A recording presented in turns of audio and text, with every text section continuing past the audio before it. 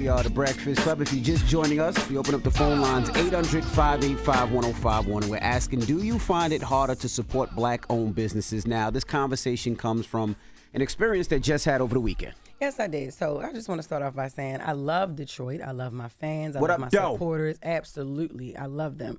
But I was handled terribly at One Mic Comedy Club, and I'm upset for myself and, quite frankly, for my damn fans, too. I did this club for 3 reasons, right? They sold me on the lie that it was, Mike Epps Comedy Club. He's the OG, of course. Me being a stand-up comedian, who wouldn't want to perform in Mike Epps Comedy Club? 2, prior to me going, they told me that Damon Wayans was there. Only for me to get there, right, and see that it was Damon Williams. Yo, shut up. I swear to God, I don't know no damn Damon Williams, and I'm sorry, sir, you might be a fine comedian, but I don't know you. They said Damon Wayans. 3, it's a black-owned venue, right? So when I go to Detroit, I usually do MGM, Fox Theater. The very first club I did there was a black-owned club, Punchline. Should have went back there, right? But I did this. Then everybody claimed that they're the owner, right? The manager who claimed to be the owner first, her name is Kimberly Moore. She originally did the deal and tried to change the deal terms many times after the deal was already done. So it was supposed to have been 3 shows. When I saw the tickets was selling for every show but the brunch, right? I went and I seen that she was selling the tickets for $90. Like, are you stupid? No, and then that's not even what the deal was. Per the deal that I signed off on, all tickets were supposed to be sold at $50. So I told her to pull me from the brunch. She canceled altogether because she had no selling point now, right? Trying to make extra money on the side, that don't work with me. Like, why would you try to make an extra $40 on the side? That's not even what we doing here, right? Then it's Mother's Day. That's why they not selling, dumbass. It's $90. Like, what? So every performer has a rider. A rider is the list of things requested by the performer that's supposed to be in the green room when you get there. Nothing from my rider was honored but 3 bottles of liquor. Nothing. And when I communicated this to Kim, she lied and said that my rider was never sent from my manager. But how wasn't my rider sent from the manager when you knew what type of liquor to get me? That was just the easiest for your cheap, lazy ass to do because they right behind the bar. Those bottles was behind the bar. Then after the 9 p.m. show, as I promised, I did a meet and greet.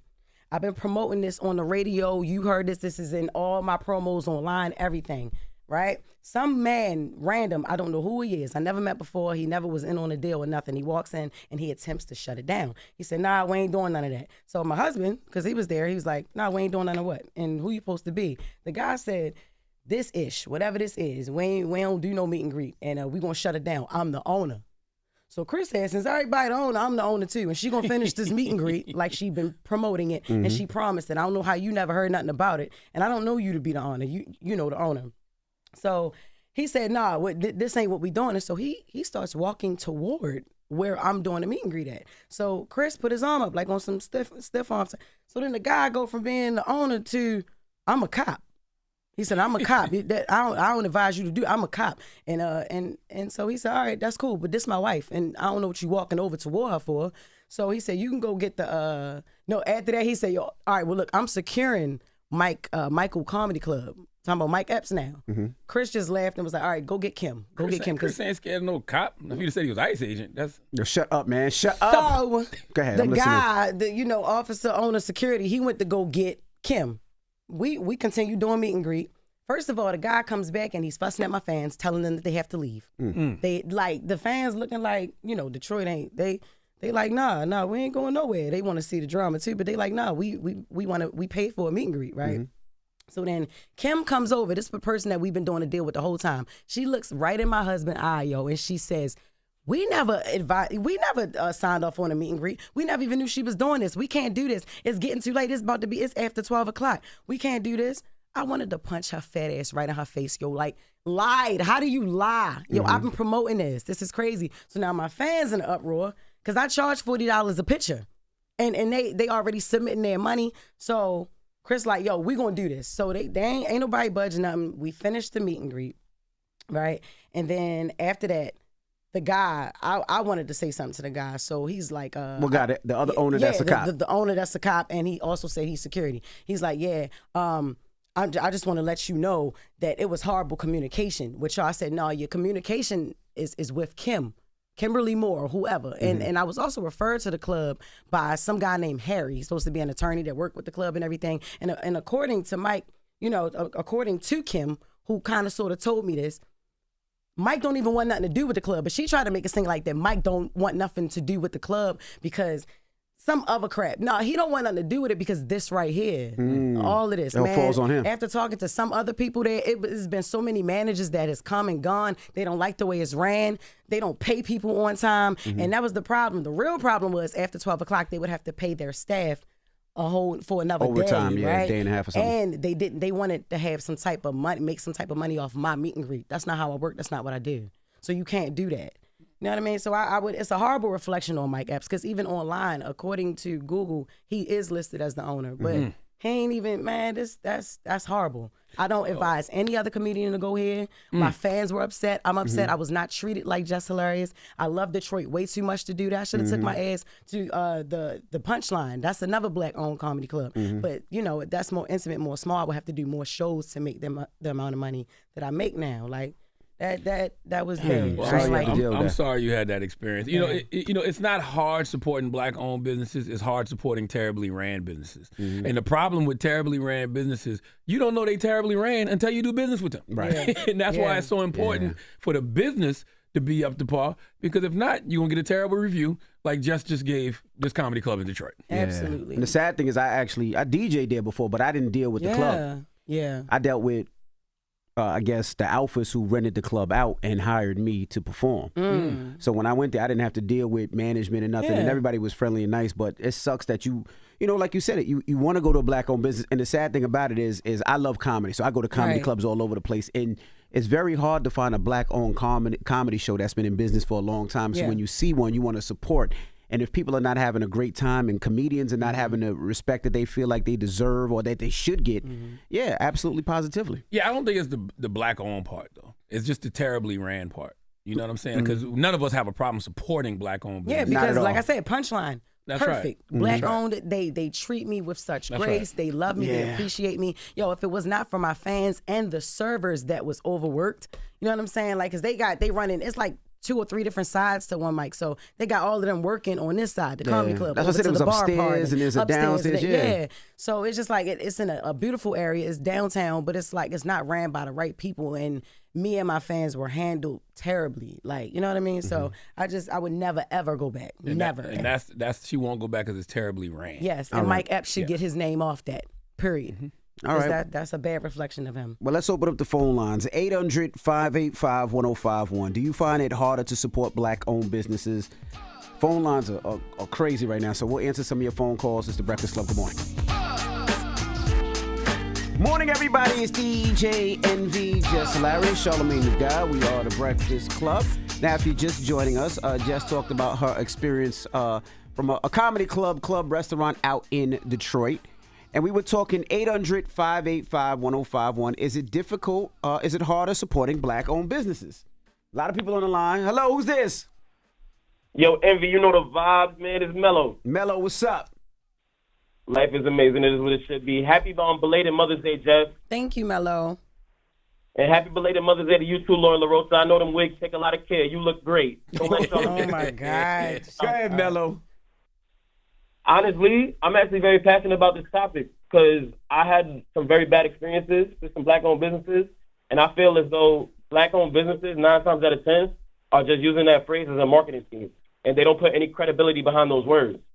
Now, granted, I understand us as black people, we like to work off the barter system. That's nothing new, you feel me? So us as black customers, we have to be more, like, accessible and more versatile with working black-owned businesses. But at the same time, black-owned businesses, y'all really need to know the definition, the denotative definition of the word customer service. Because y'all just be out here throwing fees on because you sound cool. Y'all be doing stuff for aesthetic, and y'all marketing gets them in the door, but y'all don't keep them in there because y'all don't know how to brand y'all product. Yeah. You feel me? But that's a conversation for another day. You heard? Thanks, Mello. Hello, who's this? Hello? Hey, what's going on? It's Nels. Niles, what's up, brother? Talk to us. What's up? So I think that I don't find it hard to support black businesses, but I do think it's a few concerns. Mm-hmm. Meaning, far as customer service Uh-huh. can be poor sometimes. Speed of service can be kind of slow sometimes. Mm-hmm. And sometimes it's just not clean. Okay. All right. Where you calling from, brother? Irvington, New Jersey. Irvington, New Jersey. All right, brother. Thank you. Hello, who's this? Hi, this is Tanae. Hey, Tanae, good morning. We're asking, do you find it harder to support black-owned businesses? Okay, I'm not going to put all black businesses in one category, but it is hard sometimes. I feel like sometimes they don't realize that they have to put back in their business to invest for the resources to excel, if that makes sense. Okay, so you feel like they don't put the money back into the business to make the business better? Right. Like it's software systems out there that can make your, business run more smoothly, hire more people, invest in training. It's just so many resources out there that I feel like we lack. And sometimes it does make it hard. The beauty industry is a whole other story. All But right. it is difficult sometimes. Okay, thank you. Hello, who's this? Hey, this is T. Hey, T, good morning. Good morning. Hey, y'all. Hey, Peace, Jess. peace, Girl. Oh, Charlamagne. I love all of y'all. I'm so happy I'm on. Hey. So we're talking about, is it harder to support a black-owned business? And you own a black-owned business, correct?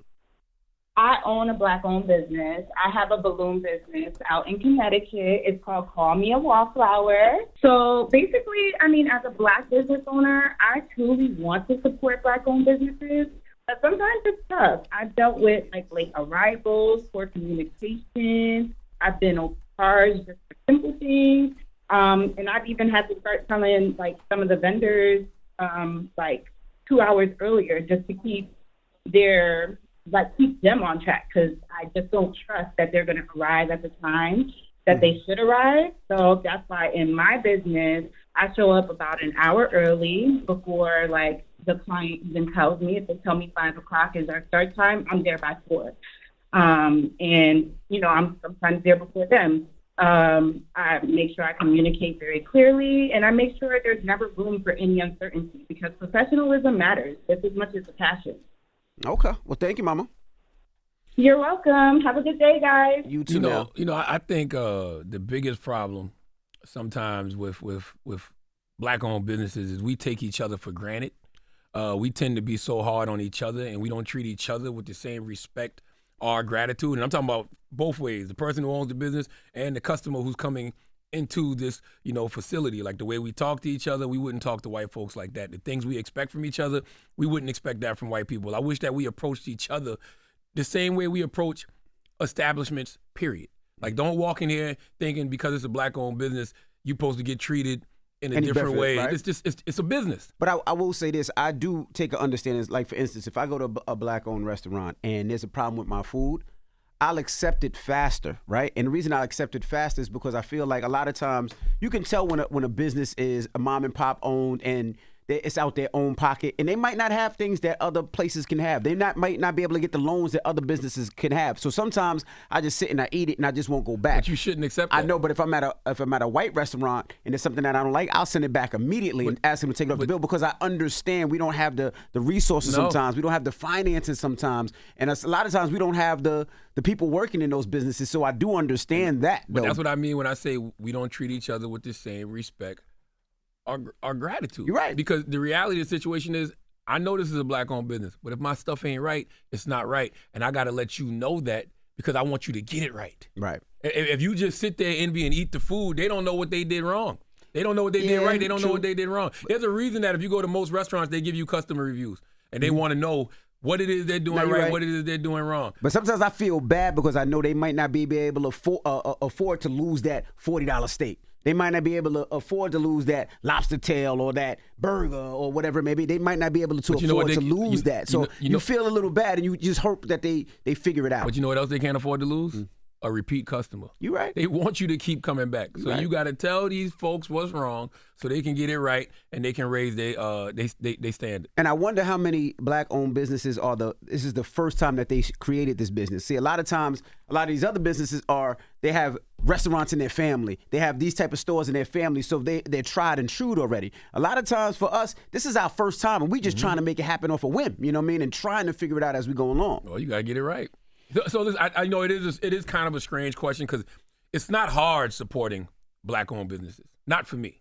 Mm-hmm. It's hard supporting terribly ran businesses. I agree. You know what I mean? You got to learn. Like I owned a car wash at one time, right? And when one of my guys was vacuuming somebody's car, I didn't know that you had to actually have the vacuum screwed down. So when he went to vacuum the vacuum fell on the guy's car, and I had to pay to fix that car. But I didn't know anything about it. But, you know, somebody who owned car washes before would know better than I would. You said what now? You was washing somebody. You try to wash somebody's car with a vacuum? I owned a car wash. I owned a car wash. You trying to wash somebody's car with a vacuum? No, I owned a car wash, and as they were cleaning the inside of the car, the vacuum fell off and hit the guy's car and dented the car. Right? So you had to screw them in, but I wouldn't have known to screw it in because I've never owned a car wash before. See, you heard screw it in, and you got excited. See, you got excited. Yeah. Screw what in? Forget it, man. The hose to the vacuum. The hose to the vacuum, you had to screw it to the ground so it wouldn't move. I didn't know. Like, there's things that you don't know that you figure out as they happen. Now, that customer would never come back to my car wash, but you know, those type of things you got to learn. But he wouldn't come back to your car wash if you was white too. You understand what I'm saying? Unless you did, he wouldn't come back unless you did something to rectify that situation. I mean, I did fix it, but I didn't know. But somebody who owned a car wash before would know all of these things before because they know from family. They know for being tried and true. I was just trying to figure it out on my own.